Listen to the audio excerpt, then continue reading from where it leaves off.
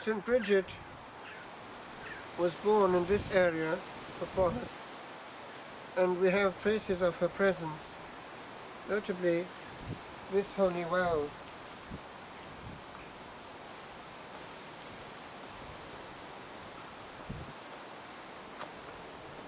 which is built in the style of the period,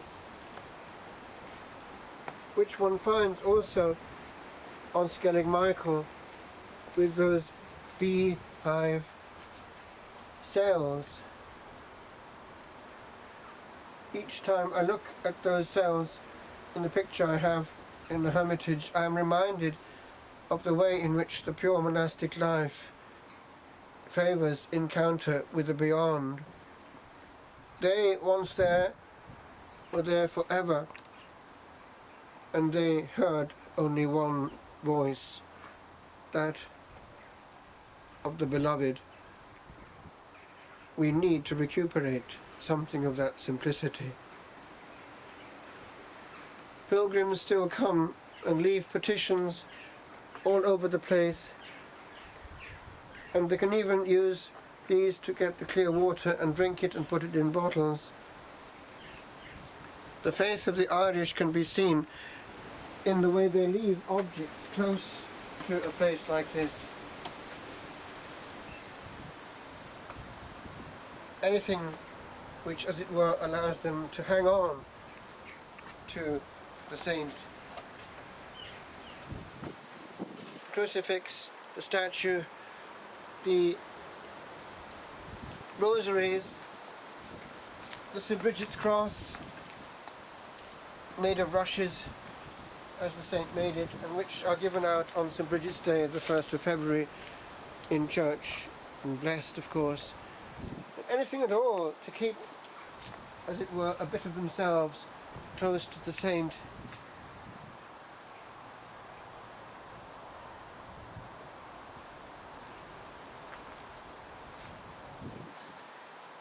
Life essentially goes on from one generation to the next.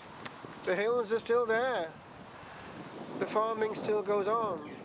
And although modernized, it is still the same industry, the same act, that of working hand in hand with the Creator to tame and harness nature. And even the stone walls are still standing. We find many of these also in North Wales. They're dry stone walls.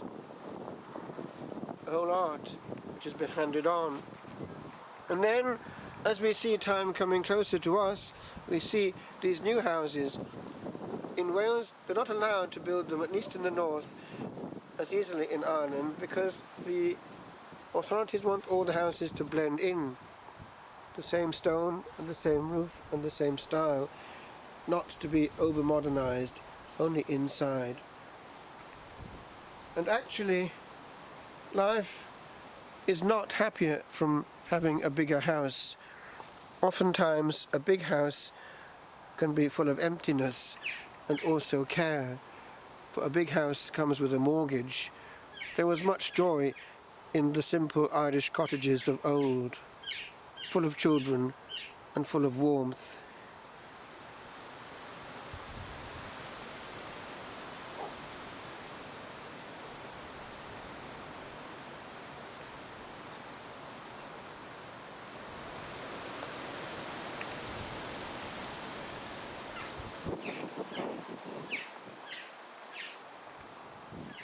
These graves are from all generations.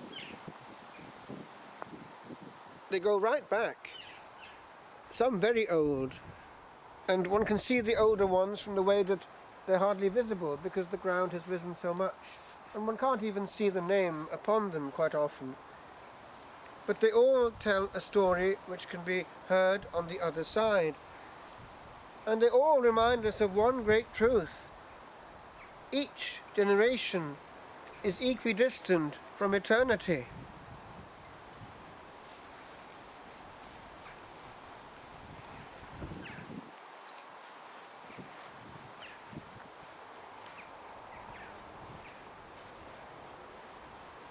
The advantage of the older graves is that they presume great faith. And even though in this cross we have no idea who's there, name has gone completely. He's gone into the beyond, signed by the cross of our Saviour. And that is the only bit that has remained.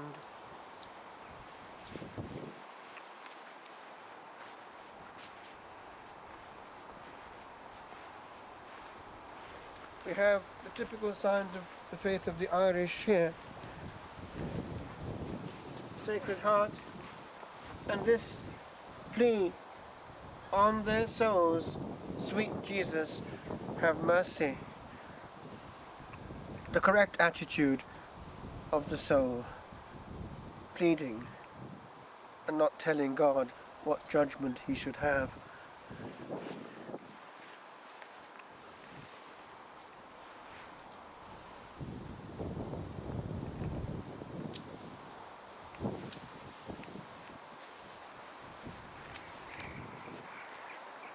The graveyard even contains the grave of King Edward Bruce, who was killed in 1318.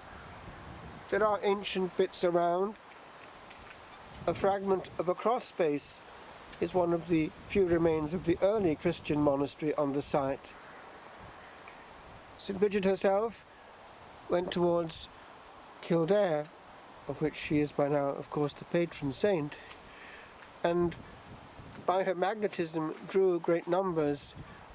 She was hospitable and warm, and she worked with St. Conleth to propagate the faith in that county. It's possible that St. Patrick is referring to her in his confessions when he talks about giving the veil to a beautiful young lady who is of noble stock. And here are the remains of a church. Prayer would have gone on here, and prayer also is the same for all. What is it but the umbilical cord? Without prayer, we are left to our own means, and we go into the beyond with the poverty of those means. And so I thought, as this inspiration was coming, when still in Italy, whether it might be possible to return to the simplicity of solitude back in Ireland, whether it would actually happen. And I thought, well, there is one person who knows whether it will happen, for he can see all the future and all the eventualities, the perhapses, the what-ifs of time and its meanders. And I thought long on Providence. Which way will this go? And will I spend time just plotting the course and never living it?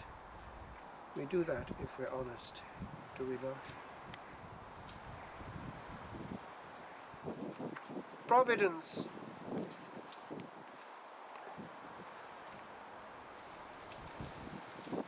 There is a vision in the universe, and gazing old, that waited long for us to come this way.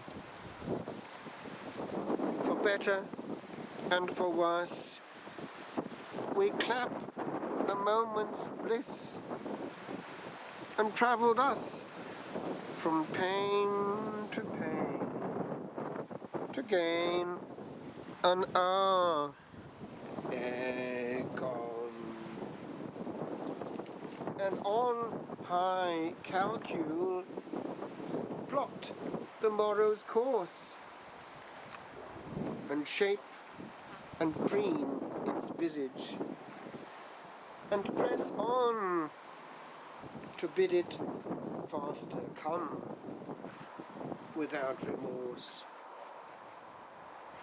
But there are moments never meant to be, and hours that need not happen. There is time to hold an aeon ere it land, to see if this be all that shall at earth's last chime have ever been.